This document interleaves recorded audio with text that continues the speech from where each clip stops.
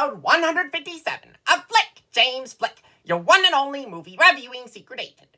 Today, I will be reviewing a post-apocalyptic action film that came out in 2015 that is directed by George Miller and that stars Tom Hardy, Charlize Theron, and Hugh Keays-Byrne, and that movie is Mad Max Fury Road. Okay, so this action movie has just started, and so far I am already beginning to like Tom Hardy's performance as our titular character Max Rockatansky, just as much as I did Mel Gibson's in the previous Mad Max films. Wow, we just saw an electric guitar that spits out fire from its end when it is played. That is quite radical, man. You know what? The cars in there that have metal spikes on them, to me, are kind of like automobile versions of porcupines, don't you think? Wow!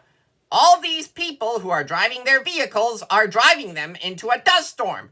I would have to be out of my mind to try to do something as risky as that.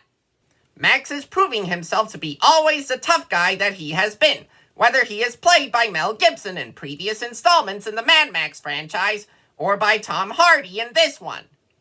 Imperator Furiosa, our other main protagonist besides our titular one, played by Charlize Theron, I notice has a robotic arm. That is pretty cool looking, I would say. Look at that! The truck that Max and Imperator Furiosa are in has a metal shield mounted on it that just plowed through some desert sand like a snowplow. Immortan Joe, our main antagonist, played by Hugh Keays-Byrne, has a pretty menacing metal mask on his face. That is pretty terrifying.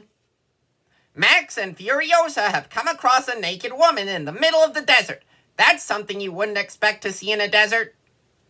Max just experienced visions of a child that he tried to save but failed. I bet that made him feel uncomfortable. Max has just convinced his friends to do their best to take on Immortan Joe and his forces. Hopefully they will prevail over them. Max's forces are the ones that are triumphant as we get closer to the end of this action-packed adventure.